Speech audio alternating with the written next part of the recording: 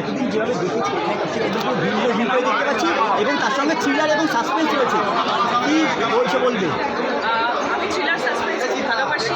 আর এরকম একটা ছবি দেখো, আমরা ছোটোবেলা থেকে রবীন্দ্রনাথকে তার সঙ্গীত, তার কবিতা, তার গল্প সব কিছু নিয়ে আমরা সবসময় মানে আমরা অতপ্রতভাবে জড়িত রবীন্দ্রনাথ। কিন্তু রবীন্দ্রনাথ কিছু রহস্য হতে পারে, তার জন্যই আমাদের রবীন্দ্র কাব্য রহস্য। আর সায়ন্তনকে আমি ধন্যবাদ জানাবো যে এরকম একটা স্ক্রিপ্ট, এরকম একটা ছবি, এরকম একটা কন্টেন্ট এই দর্শকদের সামনে নিয়ে আসার জন্য। আর সেখানে আমি আছি, আমার সাথে আরও অনেক অভিনেতা অভিনেত্রীরা আছে। খুব ভালো লাগছে এতদিন পর ছবিটা রিলিজ হলো।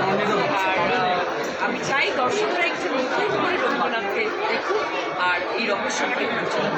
আনসাম্বল কাস্ট বলা যায়, তুমি রীতি মানে কী বলবো, ওনার সামনে অ্যাক্টিং করতে আমার সত্যি খুব ভয় লাগে, আমি ভয় পাই। কিন্তু এত ভালো মানুষ, এত হেল্পফুল, এরকম একজন কয়েকটার পাওয়া সত্যি খুব আমি লাকি।